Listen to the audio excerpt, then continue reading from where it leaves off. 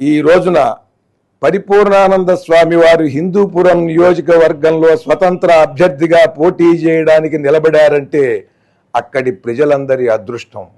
జ్ఞాని, సంస్కారి, వివేకంతో, దేశభక్తితో, ప్రజల మీద ప్రేమతో హిందూపురాన్ని ఎంచుకుని గత 6-7 నెలలుగా అక్కడ ప్రజల కోసం తీవ్రమైనటువంటి సత్ప్రయత్నం చేస్తూ 2 రోజుల జాబ్ మేళా నిర్వహించి 2 రోజుల్లోనే అన్ని కులాల వారికి, మతాల వారికి, యువతి యువకులకి 700 మందికి ఉద్యోగాలు ఇప్పించినటువంటి ప్రయత్నశీలి ఆయన, సంకల్ప సిద్ధుడు ఆయన. హైదరాబాదులో భాగ్యలక్ష్మి దేవాలయం గురించి పోరాడినటువంటి విధానం మనం మరిచిపోలేము.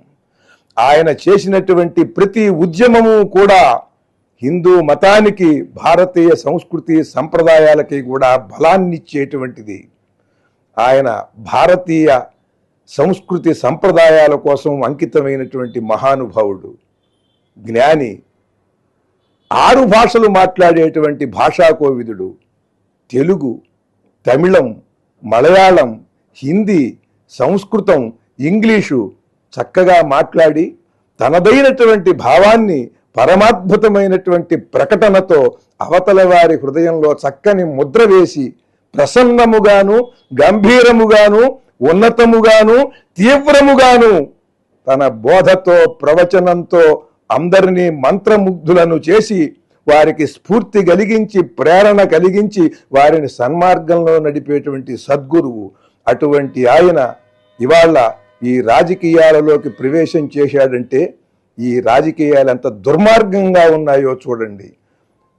రాజకీయంగా వీరిని ఎదుర్కోకపోతే మనుగడ లేదు అని మనందరికీ కూడా తెలుసు. కానీ మనం అందరం కూడా పూనుకుంటానికి ముందుకు రాము.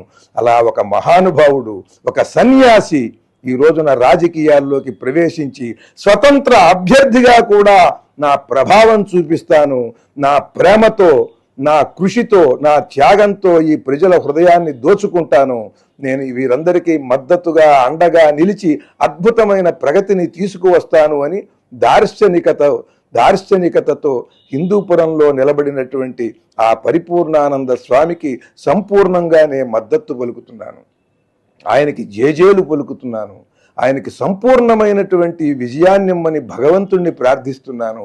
హిందూపురంలో విఘ్నులు, వివేకులు, విద్యావంతులు, నీతిపరులు, తమ భవిష్యత్తు ఏమైపోతుందని ఆందోళన చెందుతున్నటువంటి నిర్మలమైన హృదయంతో ఉన్న యువతీ యువకులు వీరందరూ కూడా ఆలోచించి ఇటువంటి అద్భుతమైనటువంటి వ్యక్తిని, స్వామీజీ పరిపూర్ణానందని వీరందరూ కూడా హృదయపూర్వకంగా మద్దతిచ్చి ఎన్నుకుని అఖండమైనటువంటి మెజారిటీతో గెలిపించాలని నేను మిమ్మల్ని అందరినీ కోరుతున్నాను.